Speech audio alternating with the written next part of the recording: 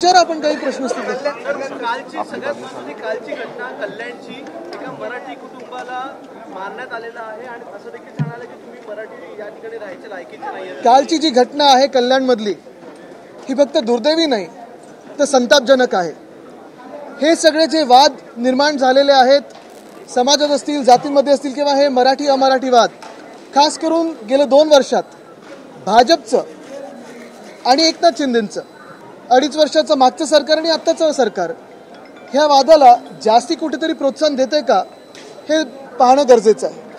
आठवण करा गेल्या 2-2.5 वर्षामध्ये असे अनेक वाद झाले जिथे हाऊसिंग सोसायटीमध्ये मराठी माणसाला परवानगी देत नव्हते. तुम्ही मांस खाता, मटण खाता, मच्छी खाता, तुम्हाला आमच्या हाऊसिंग सोसायटीमध्ये घर देणार नाही. मागच्याच मला वाटतं महिन्यामध्ये एका महिलेला दक्षिण मुंबईत हे देखील सांगितलं गेलं की तुम्ही मारवाडीत बोला किंवा हिंदीत बोला कारण आता भाजपचं राज्य आलेलं आहे. ठीक आहे, राज्य कोणाचंही असो पण हा महाराष्ट्र, आमची मुंबई, आमचं नागपूर, आमचं पुणे असेल प्रत्येक जिल्हा हा मराठी माणसाचाच आहे. बघा मी सत्य बोलतोय, घंटी देखील वाजलेली आहे. तुमची वाजू द्या म्हणजे दाखवा. आमच्या राज्याची राजधानी आहे मुंबई, नंतर ह्या देशाची आर्थिक राजधानी आहे. ठीक आहे, अनेक लोक, अनेक वेगवेगळ्या भाषेची लोक आमच्या राज्यात वर्षानुवर्ष येतात, मिसळून राहतात आणि कुठेही काही त्रास होत नव्हता कोणालाही. ना त्यांना होत होतं ना आम्हाला होत होतं. आनंदाने राहा, आमच्या राज्यात येऊन राहा, आमचे होऊन राहा, कोणालाही काही दुःख होण्याचं कारण नाही आहे. पण जेव्हा कोणीतरी कालसारखं आमच्यावर मस्ती दाखवतो, मास दाखवतो, तिथे मग आमच्या तरुणांनी त्यांना न्याय दिला, न्यायाचा हात कसा असतो हा दाखवला, तर मध्ये मग कोणी पोलिसांनी येऊ नये, मध्ये ह्यांना अडवायला येऊ नये. काल जसं त्या मराठी माणसाला तिथे मारलेलं आहे, हत्यारं चालवली त्याच्यावर, तसंच कालच्या त्या कोण शुकला होता ना त्याचं तोंड कोणी सुजवलं, हातपाय कोणी तोडले, तर मग मध्ये पोलिसांनी येऊ नये.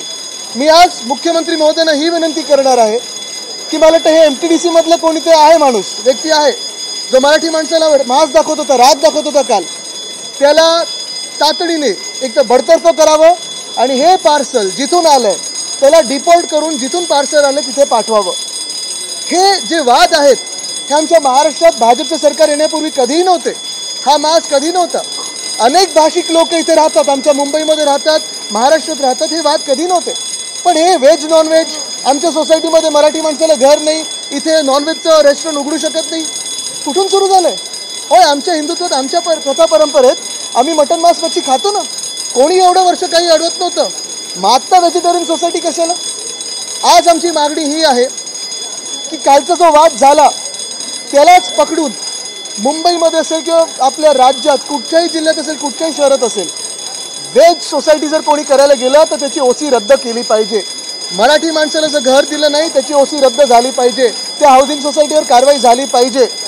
जर कोणी आपल्या मराठी माणसाला दाबण्याचा प्रयत्न केला तर महाराष्ट्र द्रोहाचा गुन्हा त्याच्यावर दाखल झालाच पाहिजे. ही आमची मागणी आहे. आणि जर कोणी दादागिरी करू इच्छित आहे तर त्याला पोलिसांनी दांडका काय असतो हे दाखवणं लगेच गरजेचं आहे. ही आमची मागणी आहे. आणि मला पूर्ण खात्री आहे की जर हे मुख्यमंत्री महाराष्ट्रप्रेमी असतील, ह्या मातीतले असतील, तर आमच्या मागणीला ते मान देऊन तो कायदा महाराष्ट्रद्रोहाचा आणतील. अनेकदा आपण पाहतो मुंबईमध्ये देखील, आपल्या ठाण्यात देखील होत असेल, हाऊसिंग सोसायटी हे एरियाची नावं बदललं जातं. न्यू कफ परेड, कफ तुम्हाला झालाय, आम्हाला कशाला खोकला त्याचा? वडाळा बोला ना, काय लाज वाटते तुम्हाला वडाळा बोलण्यात? अप्पर वरळी लिहा ना, शिवडी आहे, शिवरी लिहितात, शिवरी लिहा, शिवडी आहे, परळ लिहा. कशाला ही सगळी नावं बदलताय? यांचेच एक मंत्री आहेत लोधा, विचारा काय नक्की आहे. आणि हा सगळा विषय मला वाटतं भाजपने ह्याच्यावर उत्तर देणं गरजेचं आहे. हे सरकार कोणाचंच नाही आहे, EVMचं सरकार आहे. हिंदी में मेरी यही भूमिका आणि म्हणून मी मराठीत बोललो.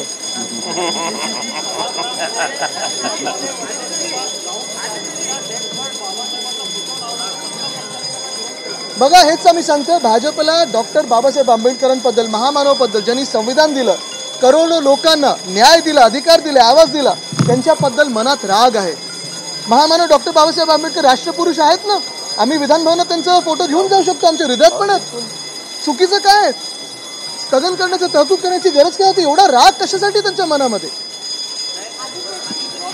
ह्याच्याबद्दल मला बोलायचं आहे. हे जे बोललं जातं ना की डॉक्टर बाबासाहेब आंबेडकर आणि काँग्रेसचा काय हे होता, आज मी एक मोठा खुलासा करतोय.